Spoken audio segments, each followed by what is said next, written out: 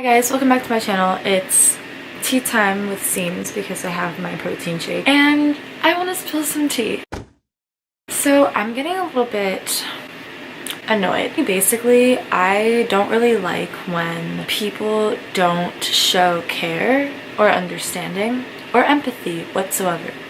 Being a person that can exercise great compassion for other people, I find it a huge turnoff when other people don't do the same thing. And especially when these people are supposed to be your friends and supposed to be people that care about you very, very deeply, and it is obvious in their behavior that they really only care about themselves and what they can get from you. And that sucks. And I decided to sit down and film this because I want to talk about it. I think I'm in such a mood. Can you literally tell? I get so condescending when I'm angry or annoyed. I get so condescending when I'm annoyed. It's not personal, and this is directed to anybody. I'm talking about nobody in particular, just as a disclaimer. I have to say this because I have to say this. So yeah, I just really appreciate empathy. You can tell when someone is trying to use you, even if it's in a nice way, and I don't like that. That's betrayal for me. If I need something from somebody, which I almost never do because I make it a point not to, but if I need something from somebody, I ask them point blank and I tell them my reasons. I'm not gonna just beat around it because I want to sugarcoat the fact that I need you. I don't have, my ego is not that big. I'm not gonna do that. And it really, really bothers me when people do, so much to the point where I literally just want to just axe it. You might be wondering oh, it's Sina, that's so drastic. Honestly, when you've had a bunch of breakups and when you've been through heartbreak, it actually becomes very easy to understand toxic behavior and understand patterns of toxic behavior and then go ahead and eradicate those patterns. And usually what I do is I move away completely from the situation by removing the person from my life. And I don't know how good of a tactic this is, because obviously this is kind of selfish. I do realize that. But I'm trying to find the middle point between where it's okay to do that and where it's okay not to. And I think in some situations, if you really can't get rid of the toxic person, if you really can't get yourself out of the situation, then you have to axe it. But in most cases, I think that an agreement can be reached very, very platonically. And one platonic way to reach this agreement, in my case personally, that I have done, is to distance myself from people. Literally, there's absolutely nothing wrong with that. You're taking care of yourself and your mental health because you understand that somebody, at least at this point in your life, is not good for you or is not, being what you need.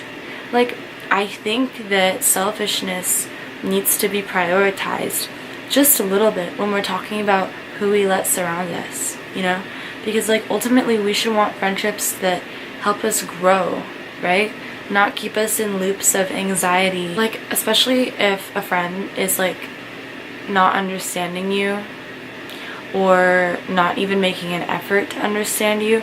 Not understanding is fine. It's so hard to understand other people. It takes years. It takes so long, right? Whatever. People are complicated. But if they're not even making an effort to understand you and who you are as a person, and if they're not even asking how you're doing or trying to even show that they care about you, then that's an obvious indicator that maybe they really don't.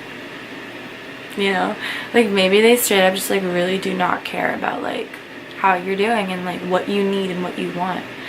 And this is a prime example of toxic friendship. I, in my life, have encountered so many different types of friends, and as a person, I'm pretty welcoming to all types of people as friends.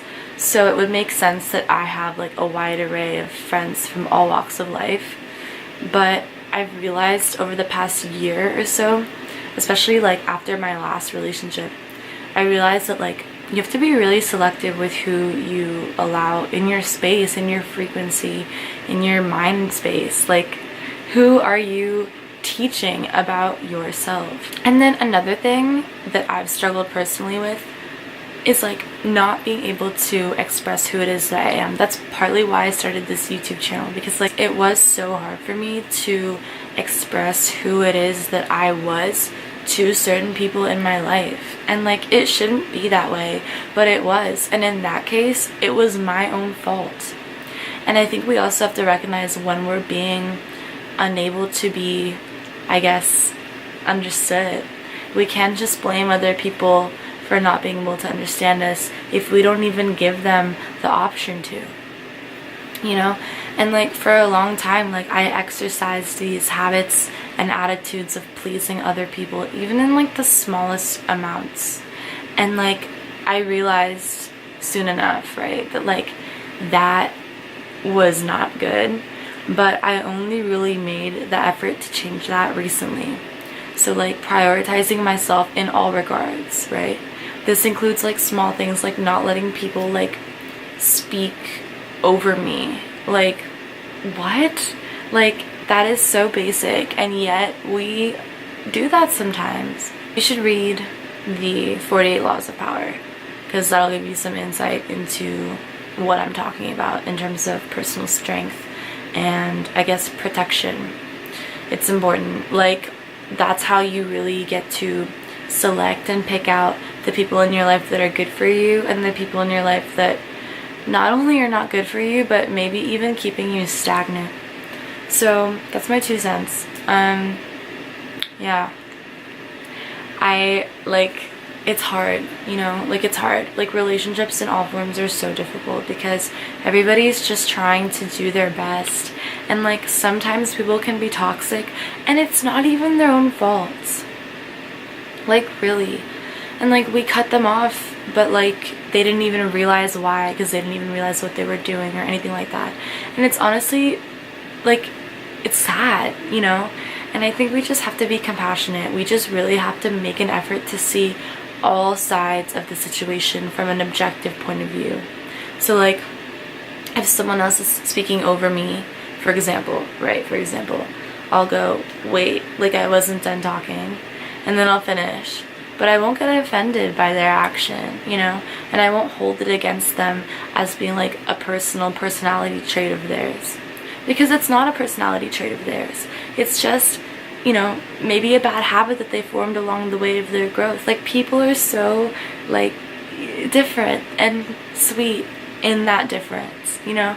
And like, just, we're all growing, bro. Like, we're all really just like doing our best. And like, if we step on each other for trying to grow, you know, that can really, really lower other people's self-confidence and set them back.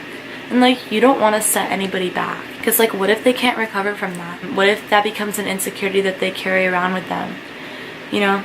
So that's my 2 cents. I hope this video was at least a little bit objectively made. That was my intention, and I'll definitely see you in my next video. Bye. Okay, it's rap packed to my pulse flat. We keep it real, no false rap. I got 4 cars and they all black. Got 4 bras and they all that. We call that ballin'. Doing this is my calling. Flow is so appalling. My phone off and she calling. I'm like, yeah, what it do? Penthouse.